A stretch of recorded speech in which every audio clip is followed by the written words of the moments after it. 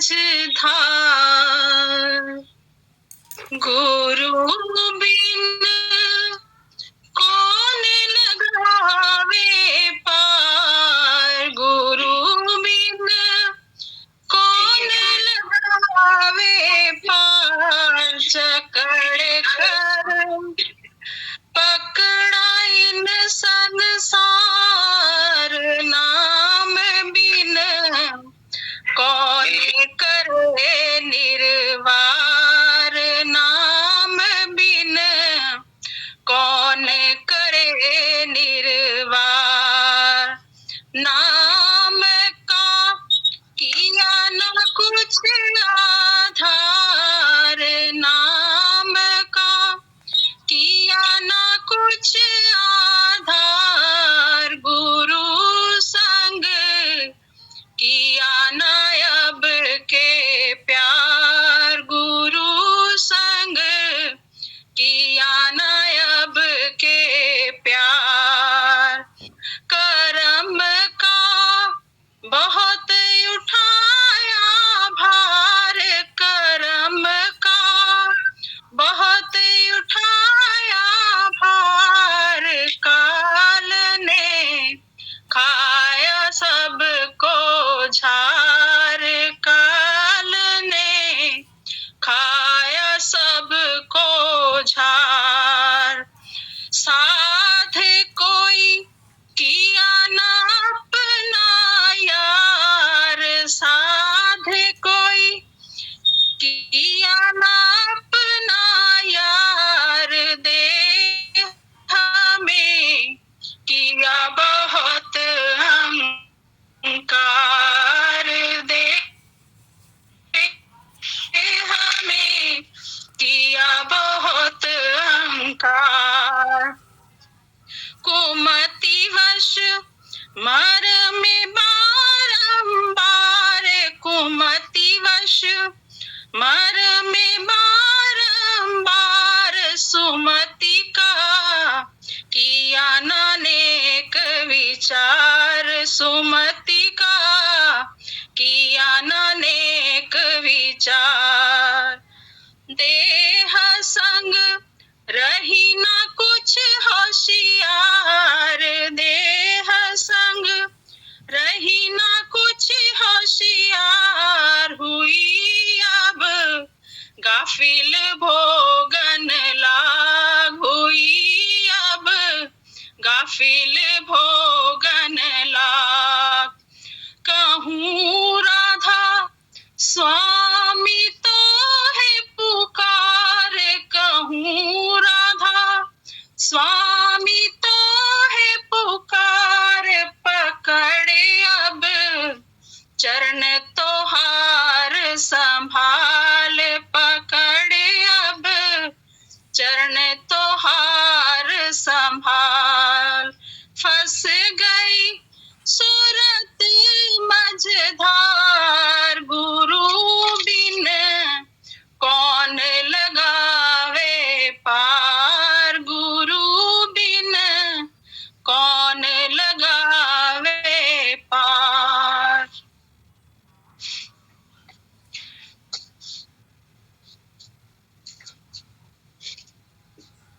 राधा स्वामी महाराज जी। राधा स्वामी। ध्यान मूलम गुरु मूर्ति, पूजा मूलम गुरु पदम, मंत्र मूलम गुरु वाक्यम, मोक्ष मूलम गुरु कृपा। परम तत्वाधार परम पुरुष पुरंदनी माल के कुल हजूर पुष्करनाथ जी महाराज की पवित्र आत्मा, सभी सत्संगी भाइयों बहनों माताओं बुजुर्गों बच्चों सबको राधा।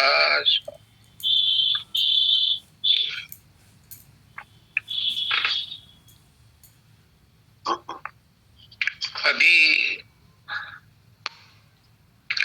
जो अब तक माता जी ने, राधा जी ने, गांधी जी ने शब्द पढ़े, उनमें गुरु की महत्ता के ऊपर, सत्संग के ऊपर, सतनाम के ऊपर बोला, और अभी आचार्य वंदिता ने आपको स्पष्ट किया कि राधा स्वामी कोई फिरका नहीं है, कोई संप्रदाय नहीं है, कोई मत नहीं है। ये तो जैसे कृष्ण के करोड़ों नाम, हरि के हजारों नाम, ये नाम तो सहस्त्र विष्णु नाम में भी, तो उसका कोई नाम नहीं है परमात्मा का, और सारे ही नाम उसके हैं। लेकिन राधा स्वामी नाम में एक खासियत है कि ये डायरेक्ट हिट करता है, हमारी आत्मा को सचेत करता है। कहता है कि राधा आदि सूरत का नाम, स्वामी आदि शब्द पहचान। तो राधा आत्मा है, लेकिन ये आदि है। जब कुछ नहीं था, कुछ नहीं था, कुछ नहीं था, तब भी कुछ तो था। वो क्या था? वो परमात्मा था, और अपने अव्यक्त रूप में था, अनमैनिफेस्टेड फॉर्म में। जब उसकी मौज हुई, उसमें हिलोरें उठी, तो उसमें एक शब्द हुआ, और उस शब्द से, शब्द ने रची त्रिलोकी सारी। उस शब्द से रचना होनी शुरू हो गई। उसी शब्द की चैतन्यता की धार ये राधा है, ये सूरत है। तो ये आदि में निकली थी, आदि में सबसे पहले, और आदि में ही वो शब्द हुआ था सबसे पहले। उससे पहले कुछ भी नहीं था, कुछ भी नहीं था, कुछ भी नहीं था। तो ये हम राधा स्वामी बोलते हैं तो आदि अवस्था के लिए बोलते हैं। जो बाकी नाम संसार में प्रकट हुए, वो इसके बाद प्रकट हुए। जितने भी देवी देवता हैं वो बाद में आए।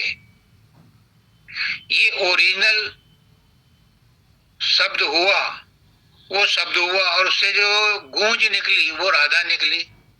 तो ये राधा स्वामी आद अवस्था का नाम है। और जब हम वापस राधा स्वामी में मिल जाएगी, तो हम अपनी आद अवस्था में पहुंच जाएंगे, यानी वहां से वापस नहीं आएंगे। एक बार तो मौज हो गई कि हमें यहाँ भेजा गया संसार में, लेकिन दोबारा में नई आत्माएं नहीं आती, पुरानी को ही रिसाइकल किया जाता है।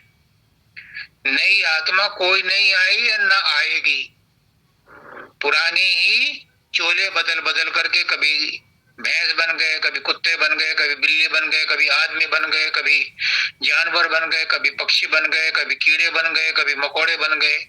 यही आत्माएं, यहाँ तक कि वनस्पति भी इसमें कन्वर्ट होती रहती हैं। 84 लाख योनियों में वनस्पतियों का भी नाम है। तो ये आत्माएं यही बार बार जन्म लेती रहती हैं, पलटती रहती हैं। नई आत्मा ऊपर से कोई नहीं, यहां से जा सकती हैं, वो वापस नहीं आएंगे। इसीलिए सदगुरु आता है कि तुमने बहुत झेल ली, यानी कितनी 84 लाख योनियां झेल ली, कितने कलयुग, कितने द्वापर, कितने त्रेता, कितने सतयुग झेल लिए। अब अपने देश वापस चलो।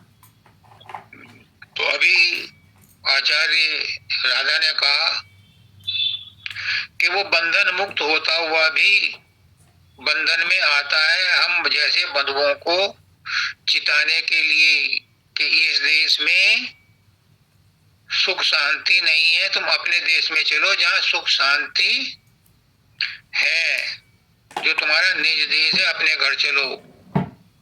अपना घर तो अपना ही होता है, पराया घर पराया ही होता है।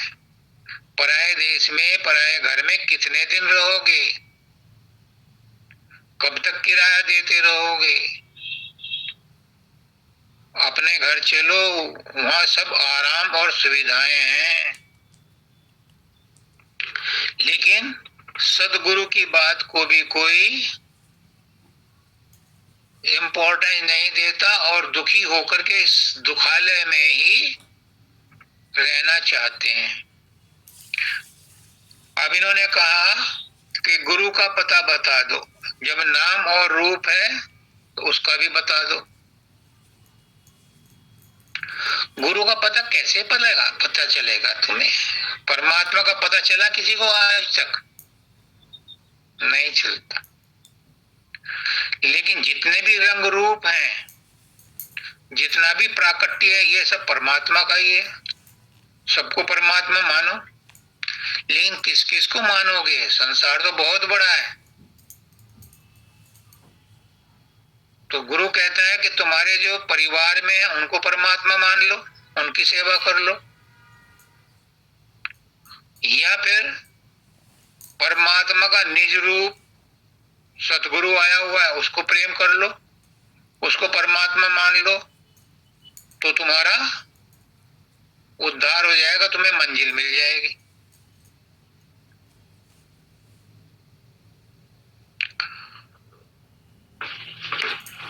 गुरु के बारे में कहते हैं गुरु को कोई नहीं पहचानता। गुरु खुद छिप करके रहता है, अपने आप को छिपाता है। अगर ना छिपाए तो उसके शरीर पर रोया भी ना छोड़ें, सब बुखार ले जाएंगे ताबीज बनाने के लिए।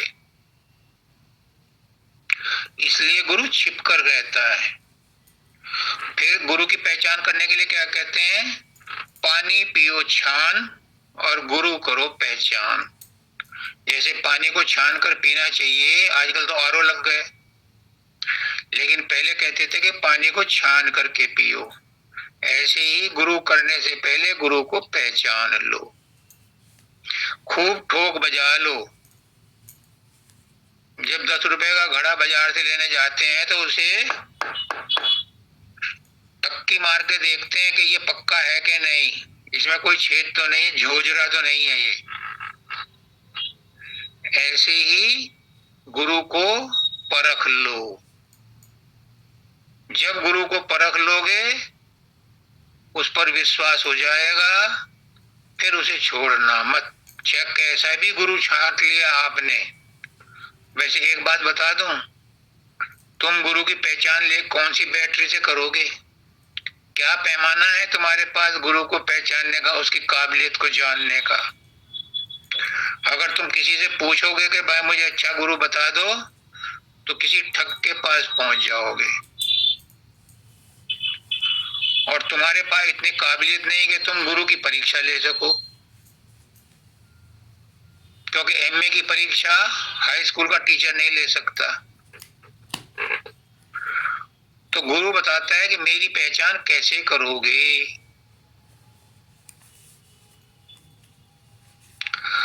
गुरु की पहचान करने के लिए सबसे जरूरी है कि उसके पास जाकर के बैठो, उसका सत्संग सुनो। अगर उसके सत्संग सुनने से आपके दिल में हलचल पैदा होती है, आपके प्रश्नों के उत्तर मिलते हैं, आपका दिल गवाही देता है कि हाँ ये मेरा गुरु बनने लायक है, तो उसे अपने आत्मा से स्वीकार करो। और जब एक बार स्वीकार करो, फिर उसे छोड़ने की हिमाकत मत करना, चाहे वो कैसा भी, अगर वो 420 है तो भी मत छोड़ना, क्योंकि आत्मा ने आपकी गवाही दी है। अगर गुरु नीचे दर्जे का है, 420 है, और तुम्हारा विश्वास पूरा है, तो तुम्हारा काम बन जाएगा। गुरु का बने या ना बने, तुम्हारा बन जाएगा। क्यों क्यों क्यों? 2 उदाहरण मेरे सामने हैं जो मैंने किताबों में पढ़े हैं।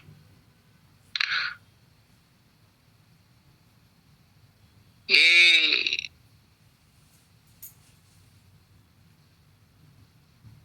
ताराचंद जी बहुत बड़े संत हुए हैं, भिवानी में आश्रम है उनका। वो एक कबीर पंथी के घर गए, घर पे क्या गए, आश्रम में ही गए। तो वहां उनके आश्रम में एक लेडी थी और वो बहुत ऊंची अवस्था में थी। तो चूंकि ये संत थे, इन्होंने पहचान लिया कि ये ऊंची अवस्था में है। इन्होंने उस आश्रम के गुरु से पूछा कि आपने कौन सा नाम दिया, है तो बड़ी ऊंची अवस्था में है, आश्रम तो मैं भी चलाता हूं। तो वो हंसा कबीर पंथी कि ये मुझे रोज तंग करती थी कि नाम दे दो नाम दे दो। मैंने इसे कहा बकरी की 3 टांग, और इसने उसी को नाम समझ लिया और उसी को जप करते करते ये आज इस अवस्था में है। दूसरा उदाहरण, फकीर बाबा ने कहा एक डॉक्टर था, आर्य समाजी था, उसका मन परेशान था और चूंकि डॉक्टर था तो अपनी दवा से भी काम नहीं चला, दूसरों के से भी नहीं कहीं चला। तो उसने फकीर बाबा का वो दोस्त भी था और मानवता मंदिर का ट्रस्टी भी था। तो उसने बाबा फकीर के पास आया कि मुझे कुछ युक्ति बताओ। तो बाबा फकीर जानते थे कि ये कट्टर आर्य समाजी है, ये कुछ भी नहीं मानेगा। तो उन्होंने कहा कि तुम 100 से उल्टी गिनती गिनना शुरू करो मन ही मन में। 1 बार गिनो, 2 बार गिनो, 15-20 मिनट तक यही काम करते रहो और 1 महीने बाद आना। अब ये क्या था कि मन को स्थिर करने के लिए ये एक्सरसाइज थी। जब उसने उल्टी गिनती गिननी शुरू करी तो उसका मन टिकने लगा और 15 दिन के अंदर ही आया कि मेरी मन की अशांति खत्म हो गई। उन्होंने तो 1 महीने का टाइम दिया था, वो 15 दिन में ही उसने वो मंजिल प्राप्त कर ली। कहने का मतलब ये है कि नाम कोई सा भी हो, सारे नाम उसके हैं और उसका कोई नाम नहीं है। लेकिन राधा स्वामी नाम ऐसा है कि अगर इसे समझ करके आदि सूरत और आदि शब्द को पहचान करके आत्मा और परमात्मा को मान करके अगर इससे आप जुड़ोगे तो आपको मन की शांति भी मिलेगी, आपको आध्यात्मिक दर्जे भी सुखाले से तय होंगे। तो गुरु का नाम और रूप क्या जानोगे? गुरु कहता है कि शुरू शुरू में तो बाहर वाले गुरु को मान करके उसका ध्यान करो, लेकिन जैसे ही वो ध्यान बन जाता है वो कहता है मेरे भरोसे न रहिए, असली गुरु तेरा अंदर है। वो अंदर को धकेलता है उसे, और जब वो अंदर में जाता है तो अंदर में उसे प्रकाश और शब्द सुनाई पड़ने लगते हैं, जैसे शर्मा जी को है, अभी उन्होंने एक्सपीरियंस बताया। क्योंकि जो अंदर में घुसेगा, अंदर में एकाग्रता जैसी आएगी, मन शांत होना शुरू होगा और मन के शांत होते ही हमारा जो असली रूप है, कौन सा, वही आदि सूरत आदि शब्द पहचान, राधा आदि सूरत का नाम और सूरत आदि शब्द पहचान, वो ओरिजिनल जो हमारी वृत्ति है उसके साथ जुड़ जाता है। और ये क्रियात्मक है, ये एक्सपेरिमेंट किया हुआ है संतों ने, ये कल्पना नहीं है। दूसरी बात आम आदमी के लिए, आज जब बात उठी है तो यदि तुम परमात्मा को देखना चाहते हो, देख नहीं सकते क्योंकि परमात्मा कोई रूप रंग है ही नहीं, लेकिन फिर भी आम आदमी के लिए आज एक सूत्र बताता हूं। आम आदमी के लिए क्या, विशेष आदमी के लिए क्या, सबके लिए सूत्र तो सूत्र है। अगर तुम भगवान को देखना चाहते हो, सभी देखना चाहते हैं, तो उसके लिए फॉर्मूला है कि बाहर में देखना बंद करो। जब तक बाहर में देखोगे, इतनी विविधता है कि उस विविधता में कंसंट्रेशन नहीं कर पाओगे। तो इसलिए बाहर से देखना बंद करो। तो गुरु क्या कहते हैं नाम देते हुए? आंख बंद करो, ताकि बाहर का दिखना बंद हो तो अंदर का दिखना शुरू हो जाए। नंबर 1 आई बात समझ में। नंबर 2, अगर परमात्मा की आवाज सुनना चाहते हो, जिससे तुम मिलना चाहते हो, उसकी बात भी तो करोगे, उसको सुनना भी तो चाहोगे। नेचुरल सी बात है। अगर तुम किसी के यहाँ मिलने गए तो उसका मुहूर्त देखने थोड़े ना गए, उससे बात भी तो करोगे। अगर तुम मोदी के पास गए तो मोदी को तो तुम टीवी पे भी देख लो, लेकिन अगर तुम्हें उसने बुलाया है तो उससे 2 बात भी हो जाए, हाय हेलो हो जाए। तो अगर परमात्मा को सुनना चाहते हो तो बाहर का सुनना बंद करो, तब अंदर में उसकी आवाज सुनाई पड़ेगी। 2 बंद हो गए, नानक देव जी ने 3 बंद का है।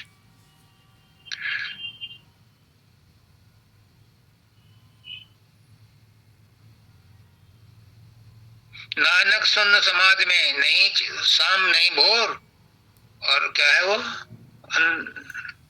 नानक सुन समाधि में नहीं सांझ नहीं भोर, 3 बंद लगाए कर सुन अनंत टंकोर।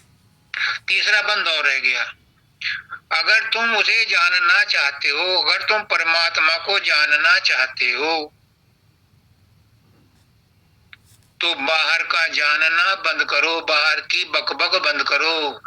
मैं भी बकबकी कर रहा हूं, लेकिन समझाने के लिए कोई तो माध्यम बनाना पड़ेगा। मैं अगर चुप हो जाऊंगा तो ये बात भी तुम तक कैसे पहुंचेगी। अगर उसे जानना चाहते हो तो अंदर में मुड़ो, अंदर की तरफ जानो, बाहर का बोलना बंद करो, अंदर में अपने आप से बात करो, अपने आप से जुड़ो, अपने आत्मा से मुखातिब हो, अंतर्मुखी बनो, तो तुम परमात्मा को साक्षात्कार कर सकते हो। क्यों? क्योंकि तुम उसी के अंश हो, तुम अधिकारी हो, तुम्हें सब अधिकार हैं, तुम राजकुमार हो, राजा हो। एक उदाहरण से बताता हूं। एक राजा था, उसकी रानी की डेथ हो गई, तो उसका एक छोटा बच्चा था। राजा ने पहले तो मना किया शादी करने को, लेकिन दस्तूर था, प्रेशर था, दूसरी शादी कर ली। अब जो दूसरी रानी आई, उसने कहा कि मैं एक ही शर्त पर रहूंगी, इस लड़के को बाहर करो, मेरा लड़का राजकुमार बनेगा, मेरा लड़का राजा बनेगा, इसे निकालो, इसे मार दो या देश निकाला दे दो। अब राजा ने उसे देश से निकाल दिया, दिल पे पत्थर रख करके। अब मालिक की मौज, नई रानी के बच्चा ना हो, 10-20 साल गुजर गए, राजा की उम्र हो गई, अब सिंहासन पर कौन बैठे, तो राजा दुखी होने लगा।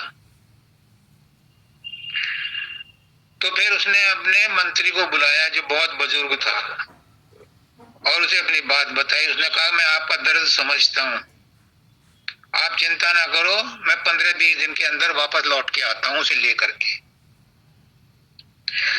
तो वो मंत्री भी बहुत बुजुर्ग था, बड़ा जानकार था, कुछ गुरु का शिष्य भी था किसी का। तो वो दूसरे देश में गया और उसने भिखारियों की लाइन में अंदाज लगा लिया कि इतनी उम्र होगी तो इससे ये चाल ढाल का लड़का होना चाहिए। उसे वो मिल गया, उसने उसे खाना वाना खिलाया और अपने साथ सराय में ले, पहले होटल नहीं होते थे, सराय होती थी, तो सराय में ले गया उसको। वहां अच्छे से कपड़े वपड़े पहनाए, सब कुछ किया। फिर उसे कहा कि तो मेरे साथ घोड़े पे बैठ, हम कहीं और चलते हैं। मतलब 8-10 दिन उसके साथ रहा वहां, उसे अपना हम दोस्त बना लिया। तो वो भी उसमें, लड़का भी उसमें विश्वास करने लगा। उसे लेकर के वो अपने राज्य में आया और राजा से मिला कि हो गया मेरा काम? हाँ जी हो गया। अब लड़का बाप को ना पहचाना, बाप लड़के को ना पहचाना, लेकिन उसने पहचान लिया था। लेकिन फॉर्चुनेटली लड़के के गले में उसकी माँ का ताबीज था। उसे देख करके राजा को यकीन हो गया। तो तुम राजकुमार हो, भिखारियों की तरह क्यों बर्ताव करते हो? पहचानो अपने आप को। जब वो लड़का मानना ही ना कि मैं राजा हो ही नहीं सकता, मैं राजा का लड़का हूं ही नहीं, मैं तो भिखारी हूं, उसे फिर उसकी माँ का फोटो दिखाया और उसके गले में जो वो पेंडल पड़ा था उससे उसकी मिलान करवाई, तब उसे यकीन आया हाँ। और यही काम कराने के लिए सतलोक से सदगुरु आता है, तुम्हें बताने के लिए कि तुम इस देश के वासी नहीं हो, तुम्हारा ये नाम पता नहीं है जहां तुम रह रहे हो। तुम्हारे तो नाम पते लाखों अरबों खरबों बार बदल चुके हैं। तुम्हारा असली नाम ये है और तुम उस देश के रहने वाले हो। मैं तुम्हें वहां ले चलता हूँ। ले जाने के लिए आता है वो, लेकिन हम उस पर भी विश्वास नहीं करते।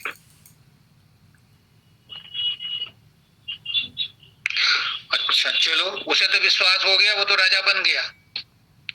लेकिन आप भी तो पूछ सकते हो लगे हाथ कि हमें कैसे पता चलेगा कि हम परमात्मा हैं, हमारा अगला जन्म नहीं होगा, हम मुक्त हैं, हमें कैसे विश्वास होगा? गुरु कहता है जिस पर प्रसन्न हो जाता है ना, मैं भी कई को कह देता हूँ, पुष्करनाथ जी भी कई बार कह देते, गुरु हो अक्सर ऐसे ही कहते रहे, जा तेरा आखिरी जन्म, ये तेरा आखिरी जन्म है। बहुत से मान लेते हैं, बहुत से नहीं भी मानते। तो जो नहीं मानते उनमें से मैं भी हूं। उनमें से बाबा फकीर भी हैं। वो कहते थे कि उनके गुरु ने कहा था तेरा पुनर्जन्म नहीं होगा। वो कहते मैं दादा दयाल को इतना रेस्पेक्ट करता था, इतना कहना मानता था कि उनके कहने से मैंने बड़ी बड़ी तकलीफ उठाई, लेकिन मैंने उनका ये कहना नहीं माना। अगर ये कहना मानता तो पिछले 60 साल से मैं इतनी मशक्कत कर रहा हूं, इतनी तपस्या कर रहा हूं, इतने शरीर को मैंने कष्ट दिए हैं सुमरन ध्यान भजन करते हुए, क्यों? अगर मैं उनकी बात पे विश्वास कर लेता तो क्या बिगड़ जाता मेरा? वो कहते हैं कि ये भी अच्छा हुआ जो मैंने उनकी बात पे विश्वास नहीं किया, खुद मेहनत करी। आज इसी वजह से मैं इस जगह हूं। अगर मैं उनकी बात मान लेता, इतनी मेहनत मशक्कत ना करता, तो मैं इस स्थान पर ना आता। एक जगह और लिखते हैं गरुड़ पुराण में कि गरुड़ पुराण में बड़ी सच्ची बात लिखी है। आत्मा के साथ क्या होता है, उत्तरायण क्या होता है, ध्यान क्या होता है, मरने के बाद क्या होता है, आत्मा का सूक्ष्म शरीर क्या होता है, वैतरणी क्या होता है, बहुत कुछ लिखा है। उनके बारे में नहीं बताता। उन्होंने कहा है कि गरुड़ पुराण में लिखा है कि आवागमन से मुक्त हो जाओगे। अगर सर्टेन फॉर्मेलिटी करोगे, पूजा पाठ कर्म कांड करोगे, तो तुम आवागमन से मुक्त हो जाओगे। बाबा फकीर वहां चोट मारते हैं कि यहाँ गरुड़ पुराण चुप है, हमारे शास्त्र चुप हैं कि आवागमन के बाद नहीं होगा तो क्या होगा, फिर कहाँ जाएगा जीव। इसके बारे में कोई एक्सप्लेनेशन कहीं किसी किताब में नहीं है। वो कहते हैं संत मत बताता है कि जब तुम्हारा आवागमन नहीं होगा तो तुम कहाँ जाओगे।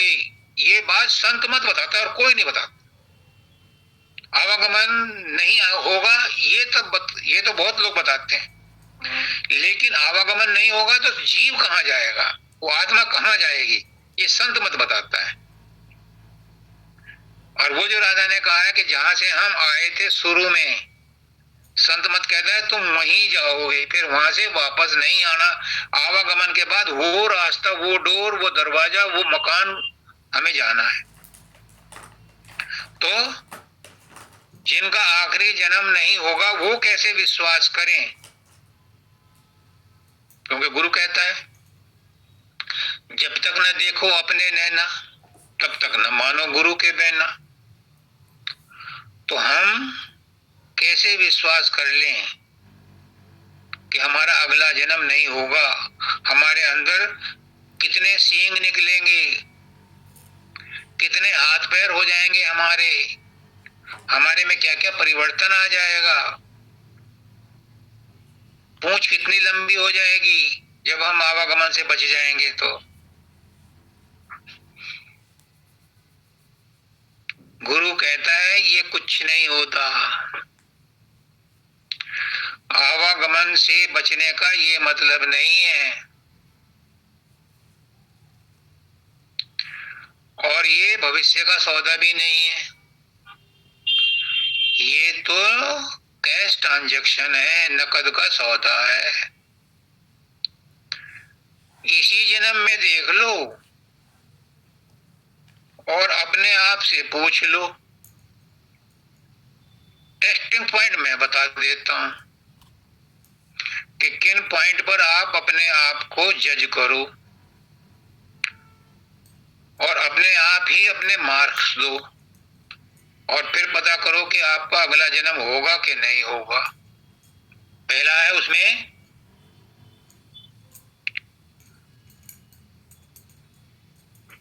जब गुरु कहता है कि तेरा अगला जन्म नहीं होगा, सब करनी मैं आप कराऊं, पहुंचाऊं दूर दूर पारा, लेकिन उससे पहली लाइन कोई नहीं पढ़ता। उससे पहली लाइन में आता है कि मन को मारो, मन को वश में करो, वो कोई नहीं करता। अगर मन को वश में कर लोगे तो फिर सारी करनी गुरु की तरफ से ही होगी, फिर गुरु जिम्मेदार है। पहले मन को तो वश में कर लो। तो मन को वश में करने के लिए क्या है?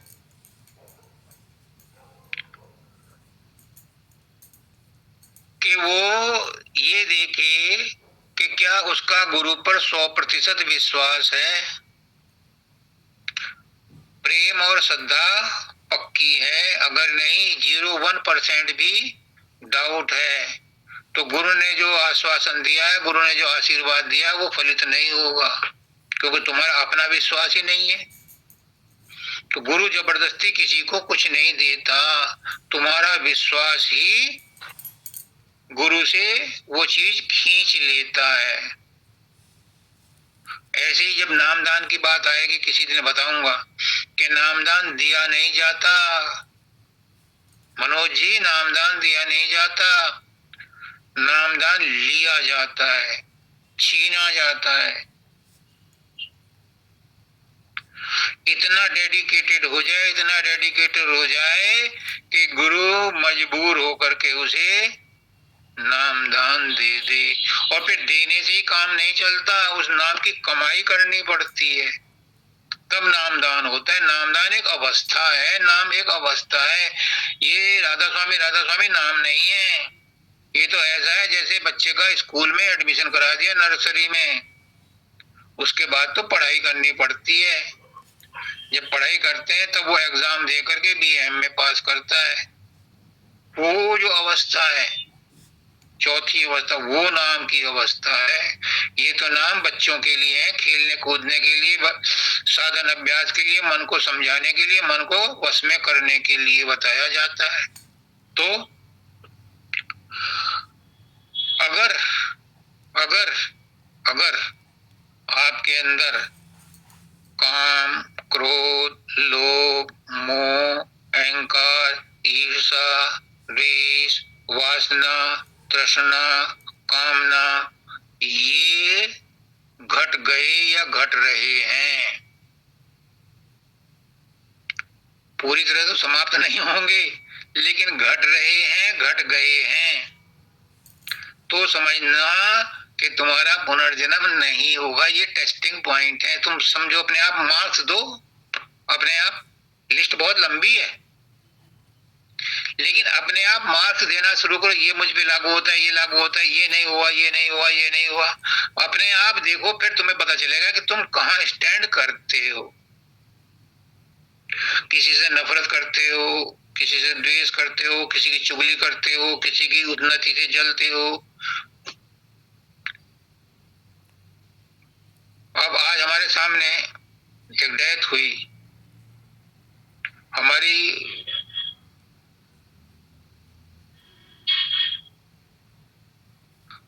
बिल्कुल आमने सामने ही है, फ्लैट पर।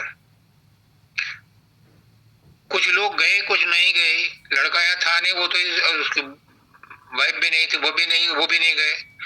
और मैं जो हूँ संसार से थोड़ा सा विरक्त सा हूँ। जितने लोग गए शोक मनाने के लिए जाते ही, आज तो उसकी अर्थी भी निकली है। मैंने अपने कमरे में बैठ करके ही उसके लिए प्रार्थना की कि गुरुदेव, ये बहुत पवित्र आत्मा है, इसको अपनी गोद में ले लो। मैं ये महसूस होता, अपनी आत्मा से मुझे ये महसूस हो रहा है कि जो वहां गए, शायद उस आत्मा को इतना मार्गदर्शन उनके जाने से वहां ना मिला हो जितना मैंने यहाँ बैठ करके उनको अपनी आत्मा से उस आत्मा को संदेश दिया कि तुम अपनी यात्रा पर जाओ, गुरुदेव तुम्हारा इंतजार कर रहे हैं। तो ऐसा महसूस करो कि क्या आपके अंदर ऐसी भावना आई। कहने का मतलब ये है कि कितने संवेदनशील हो दूसरे की परेशानी को देखकर। तब समझना कि तुम्हें जो गुरु ने आशीर्वाद दिया है वो मीनिंगफुल है। वरना गुरु ने आशीर्वाद दिया कि जा तेरा अगला जन्म नहीं होगा, लाओ जी मुर्गा, लाओ जी बोतल। अब तो गुरु ने कह दिया तो उसको इस तरह से मत लो, उसको सीरियसली लो। अपनी भी और गुरु की बेइज्जती क्यों करते हो। अगर गुरु ने कहा है तो उन वचनों को अमल में लाओ, रहने में लाओ।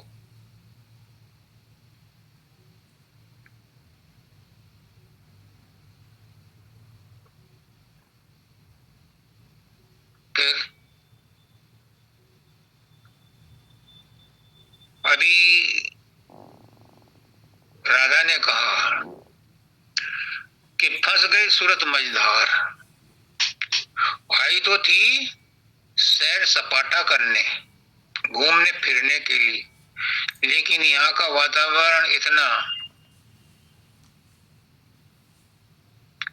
मनमोहक है, हालांकि माया है। ये जो दिखता है ये सच नहीं है। जो रिश्ते नाते ये भी सच नहीं है। जो भी मकान या जमीन जायदाद बैंक अकाउंट है ये भी सच नहीं है। किसी और के थे, आज तुम्हारे, कल को किसी और के हो जाएंगे। लेकिन इनको हम अपना मान लेते हैं और इनमें फंस जाते हैं। यही फंसना है, और क्या फंसना है।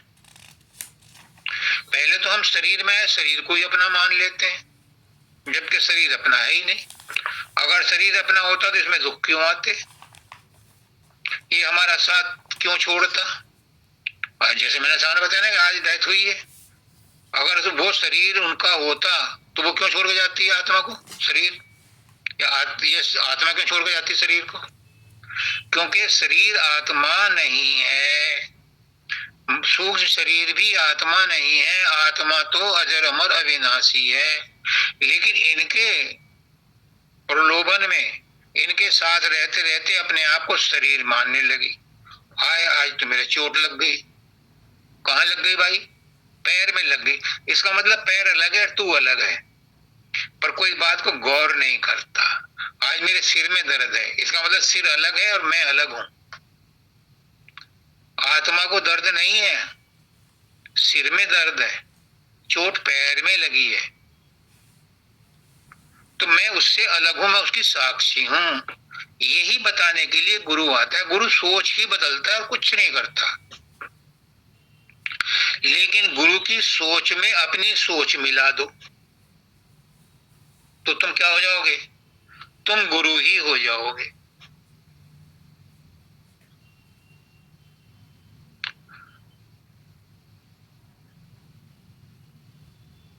अपना तन संसार को दे दो, क्योंकि संसार से तन बना है।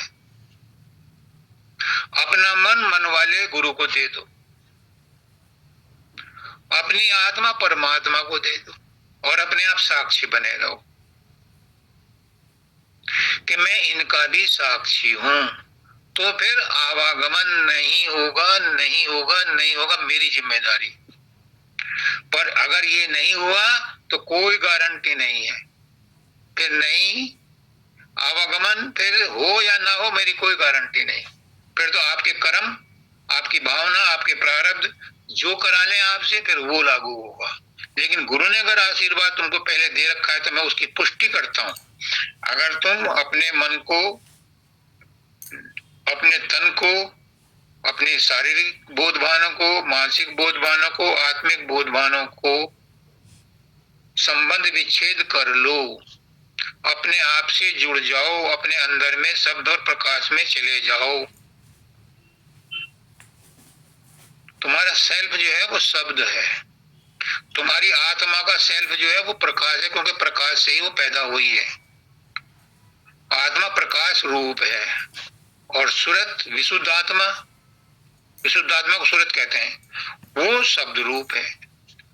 तो जब तुम अपने आप में आ जाओगे, अपने रियल फॉर्म को पहचान लोगे, फिर कहाँ का आवागमन, कहाँ आना और कहाँ जाना, ये तो सब नाटक है, ड्रामेबाजी है, ये तो सब चिकल्लस है।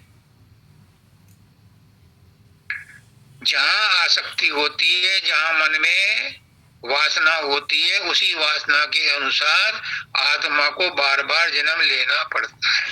अगर कोई वासना नहीं है, कोई कर्मों की टोकरी बाकी नहीं है, कोई कर्म बाकी नहीं है, तो फिर आत्मा क्यों आएगी शरीर धारण करके? उसे क्या पागल कुत्ते ने काटा है? क्यों आएगी? वो तो मन जो हमारा सूक्ष्म शरीर है, उन वासनाओं को पूरी करने के लिए उसे शरीर चाहिए, इसलिए आत्मा को आना पड़ता है और शरीर प्रकृति पैदा कर देती है। इस तरह से आवागमन का चक्र चलता रहता। अगर हम इस आवागमन के चक्र को तोड़ना चाहते हैं तो शरीर के बोधभान, मानसिक बोधभान और आत्मिक बोधभानों से हमें अलग होना पड़ेगा। अब इन्होंने कहा, गांधी जी ने, इनका भी सुनो, रमता राम। राम कौन है? मैंने बताया ना कि उस परमात्मा का एक नाम नहीं है, सारे आत्मा के हैं। राम भी वही नाम है परमात्मा का, ओम भी वही नाम है, अल्लाह भी वही नाम है, खुदा भी उसी का नाम है, राजेश भी वही है, पुष्कर भी वही है, फकीर बाबा भी वही है, और वो इनमें से कुछ नहीं है। वो तो अव्यक्त है, अनुपम है, अव्यक्त है। तो जो रमता रहता है सब में, वो सबका रमता राम है। कौन रमा रहता है? भाई यही नुक्ता है, कौन रमा रहता है?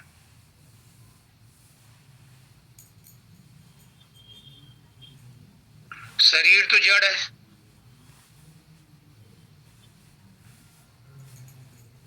मन भी तत्वतः जड़ ही है। ये आत्मा शक्ति लेके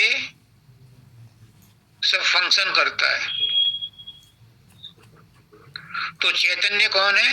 आत्मा ही चैतन्य है और विशुद्ध चैतन्य सूरत है। चलो आत्मा तक ही समझो आप।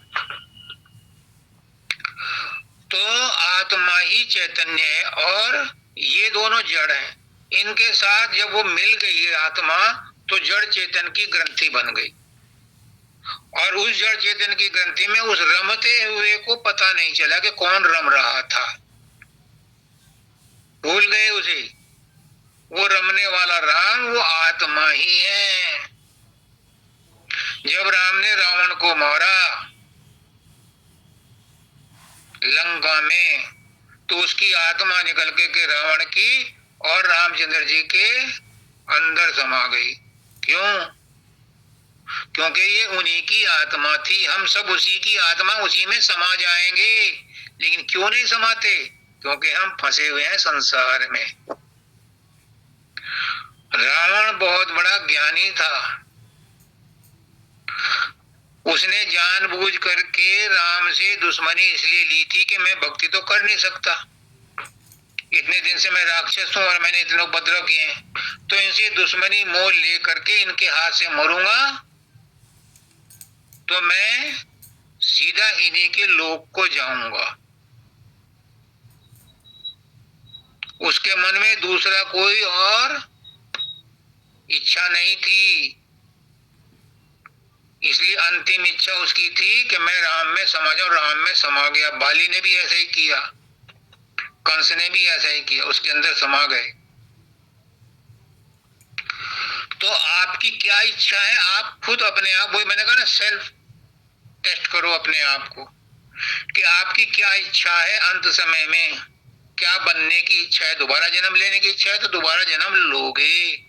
और अगर आपने तय कर लिया कि मुझे और जन्म नहीं लेना, निश्चय कर लो, एक ही इच्छा रखो कि मुझे जन्म नहीं लेना, तो जन्म नहीं मिलेगा।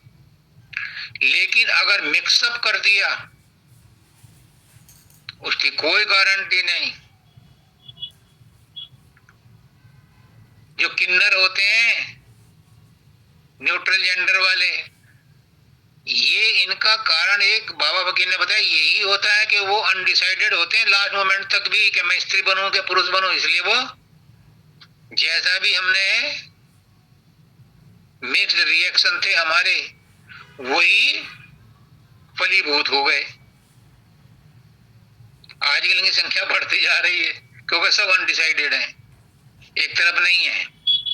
तो एक इच्छा रखो, वो इच्छा पूरी होगी। अगर 10 इच्छाएं होंगी तो उनमें समय लग सकता है, और अगर उसमें तुमने परमात्मा को मिलने की इच्छा अंतिम में रखी तो भी डाउटफुल है।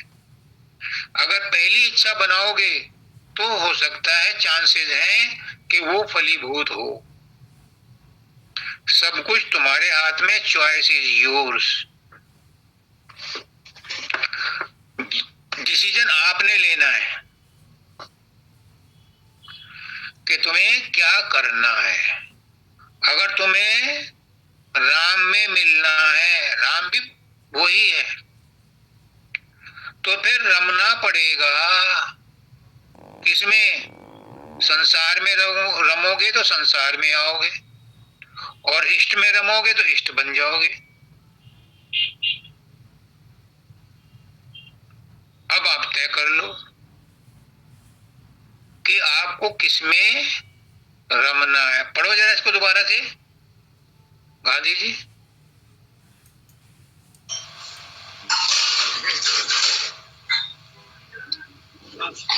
रम रम कर रम रहूं, मन पावे विश्राम। नैनन अंदर आव तू, मैं ना छापूं तो ही लूं, ना मैं हो ना तो है देखो। ठीक है। वो कहते हैं कि रमना रमता राम। क्यों? ताकि मन उसमें रम जाए, मन खटपट बंद कर दे। सबसे पहले तो मन को ही रमना है। सबसे पहले मन को ही रमना है। और जो मैंने बताया था ऊपर पहले कि 3 बंद लगाए कर, सुन अनहद टंकोर, नानक सुन समाज में नहीं साझ नहीं भोर। इसमें भी यही कह रहे हैं कि नैनन भीतर आव तू, नैन झांप तो ही लूं और ना मैं देखूं औरन को और ना तो ही देखन दूं। अगर इतनी बड़ी रगड़ लग गई कि ना तो मैं किसी को देखूं और ना तुझे देखने दूं, तू मेरा और मैं तेरी, तो फिर वो कहाँ जाएगा बच के। उसे तो चाहिए, ऐसा शिष्य चाहिए, ऐसा आदमी चाहिए जो उससे इतनी मोहब्बत करे कि मैं संसार को तज दूं, तुझे ना तजूं, फिर वो उसी का हो जाता है। फिर वो उसी का, पुष्करनाथ जी कहते हैं कि तुम गुरु से प्रेम करो, गुरु तुम्हारा गुलाम हो जाएगा।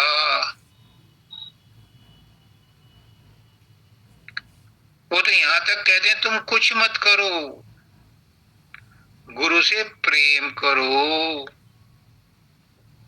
क्योंकि प्रेम वो औषधि है जो बाजार में नहीं मिलती, गुरु की दुकान पे ही मिलती है। एक दादा दयाल का शब्द है, प्रेम औषधि ईर्षा देश मन के रोग हों, और जहां ये हो वहां पर दुख कलेश और शोक हों। जहां प्रेम है वहां सारे कष्ट क्लेश समाप्त हो जाते हैं। प्रेम में तो ज्ञान भी दग्ध हो जाता है। लेकिन प्रेम करना खल्ला का घर नहीं है, हर एक के बस का नहीं है। जो हम प्रेम करते हैं अपने बच्चों से, अपने धन से, अपनी बीवी से, अपने मकान से, अपनी नौकरी से, अपने बिजनेस से, ये प्रेम अगर पराकाष्ठा को पहुंच जाए तो यहीं पर परमात्मा प्रकट होगा। पहले बाहर में प्रेम करना जरूरी है। अगर बाहर में प्रेम नहीं हुआ तो अंदर में भी परमात्मा से प्रेम नहीं कर सकते, गुरु से प्रेम नहीं कर सकते। पहले इश्क मिजाजी करनी पड़ती है, तब इश्क हकीकी डेवलप होती है।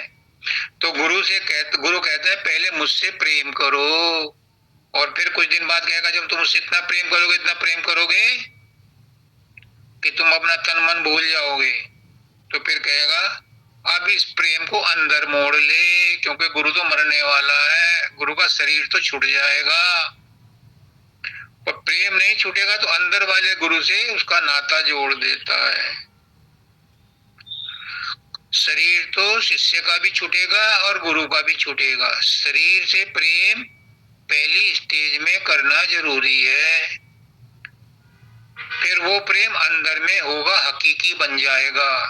वो प्रेम तुम्हें परमात्मा तक पहुंचाएगा। ये बात समझ लो। बहुत से लोग अभी भी गलतफहमी में बैठे हैं। अब पुष्करनाथ जी कहते थे कि मेरे से प्रेम करो,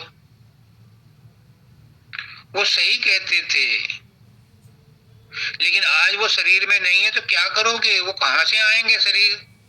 अब जो तुम उसका रूप बनाओगे, अगर पुष्करनाथ जी का रूप बनाते हो तो उन्हीं के अनुसार, ये रूप तो मन का बनाया हुआ है। वो गए थे अमेरिका में, उनकी सलज थी, जब आउटिंग पे गए तो उनकी सलज ने कहा कि मैंने तो 3 दिन हुए शिव जी के दर्शन किए। तो पुष्करनाथ जी ने कहा अच्छा क्या देखा? कि जैसे कैलेंडर में शिव जी हैं, वह मेरी आंख बंद हुई और वो प्रकट हो गए। वो कहा ये तो तूने मन का रूप देखा है, ये शंकर भगवान का असली रूप नहीं है। तो अब अगर तुम पुष्करनाथ जी को प्रकट करोगे तो वो तो मन का बनाया हुआ रूप है। हाँ, उस रूप को प्रकट करके आप अंदर में, उसके अंदर प्रकाश पैदा कर लो, उसको रूहानी रूप में कन्वर्ट कर लो, तो वो अगली मंजिल पर पहुंचा देगा। गलत नहीं है। सिस्टमेटिक वे में ये स्टेजेस है, first stage, second stage, third stage और फोर्थ स्टेज में तुम्हें शब्द मिलेगा और वो शब्द तुम्हें तुम्हारा गुरु बन करके तुम्हें सतलोक ले जाएगा। ये गलत नहीं है, लेकिन हम एक से ही चिपके रहते हैं, उसे छोड़ते नहीं। बाबा फकीर को कहते हैं दाता दयाल, एक दिन शाम को अकेले थे, दोनों घूम रहे थे तालाब के किनारे, फिर एक पत्थर पर बैठ गए। तो दाता दयाल कहते हैं फकीर, तूने एक बात को पकड़ रखा है, उसे छोड़ता ही नहीं, चलता चल, खैर समय आएगा वो भी छूट जाएगा। वो क्या पकड़ा हुआ था? वो उन्होंने गुरु का रूप पकड़ा हुआ था। वो कहते थे कि इसको छोड़ दे, वो छोड़ते नहीं, डंडा मार के तो कहते नहीं थे, क्योंकि वो बहुत प्रेम करते थे बाबा फकीर उनसे। तो वो बाबा फकीर खुद कहते हैं, अगर वो मुझे इस तरह से जैसे मैं समझा रहा हूँ ऐसे समझाते तो मेरी समझ में आता है, लेकिन आखिरी दम तक मुझे समझ में नहीं आया। 1915 में जाकर के समझ में आया, जब मैं बसरा बगदाद में लड़ाई के मैदान में हमारे टुकड़ी के पास एमुनेशन खत्म हो गया, तो सूबेदार मेजर मेरे पास आया कि हेडक्वार्टर को मैसेज भेज दो कि हमारे टुकड़ी पर एमुनेशन नहीं है। तो बाबा फकीर ने कहा मेरे तो वायरलेस के तार ही काट दिए दुश्मनों ने। फिर उन्होंने जो है ध्यान लगाया, दाता दयाल प्रकट हो गए। उन्होंने कहा अपने मेजर सूबेदार मेजर को बोल दो कि दुश्मन आएंगे, रात को अपने आज साथियों की लाशें ले जाएंगे, उन्हें हिदायत कर दो कि कोई भी गोली ना चलाए, वो तुम्हें नुकसान नहीं पहुंचाएंगे। बाबा फकीर ने वो मैसेज उनको दे दिया। रात को ऐसा ही हुआ, जो एमुनेशन था वो बर्बाद नहीं हुआ और अगले दिन सुबह को उनकी रसद आ गई, सप्लाई हो गई। तो जब ये वापस लौटे बैरक में, दूसरे टुकड़ियों के जो सत्संगी थे उन्होंने एक मंच पे बाबा फकीर को बैठा दिया और उनकी आरती करने लगे। वो कहने लगे आरती तो दाता दयाल की करो, गुरु तो वो है। अब आपने हमें लड़ाई के मैदान में बचाया। वो कह रहे हैं ओफो, मैं तो खुद फंसा हुआ था, मुझे तो खुद मेरे दाता दयाल ने बचाया, इनके अंदर कौन सा मैं प्रकट हो गया। फिर उनको ध्यान में आया कि ओहो, दाता दयाल भी का असली रूप नहीं है ये जो मुझे प्रकट होता था। तब उनके समझ में आया, लेकिन वो भेद उन्होंने आखिर तक किसी को नहीं बताया कि मेरे गुरु की इज्जत कम होना हो जाए। तो जो रूप प्रकट होता है वो तो मन का बनाया हुआ है। हाँ, उस रूप को सहारा लेकर के आप उसे प्रकाश में ले जाओ, फिर प्रकाश ऑटोमेटिकली एक दूसरे से कनेक्टेड है, जुड़े हुए हैं, आपको शब्द का तीसरा गुरु दे देंगे। दूसरा गुरु तो मन का हो गया त्रिकुटी में, और तीसरा तुम्हारा शब्द का प्रकाश का हो गया, और चौथा गुरु तुम्हारे शब्द का है, और वो शब्द जो है तुम्हें सतलोक ले जाएगा। ये है भेद। ये ऊंची अवस्था वालों के लिए जरूरी है, छोटे वालों के लिए जो नबी शुरू में हो रहे हैं उनको तो गुरु का रूप बना करके पहली स्टेज पार करनी लाजमी है, लाजमी है, लाजमी। इसके बिना सुमरन ध्यान कोई मायने नहीं रखता। बाबा फकीर वो कहते हैं, बाबा सब्जानंद जी, जपते रहो अरबों खरबों बार, राधा स्वामी राधा स्वामी, माला जप लो, कुछ नहीं फर्क पड़ता। ये एक मकसद के लिए जपो। सुमरन के बिना काम नहीं चलता। बिना सुमरन के, बिना याद किए, किसी को तुम याद नहीं करते तो तुम्हें क्या बेनिफिट मिल जाएगा। परमात्मा को याद करो तो याद करना ही सुमरन है। जब सुमरन करोगे तो होठ बंद हो, सुमरन करो तो होठ बंद हो, शब्द सुनो तब कान, और मन को वश में करने की विधि गुरु स्वरूप का ध्यान। ये बेसिक स्टार्टिंग करने वालों के लिए जरूरी शर्त है। आगे जाकर के छोड़ना पड़ता है, पर अभी मत छोड़ना। मैं हाथ जोड़ करके प्रार्थना करता हूँ, मैं भुक्त भोगी हूँ, इसलिए चेतावनी दे रहा हूँ कि फर्स्ट स्टेज में ये दोनों चीजें कंपलसरी है।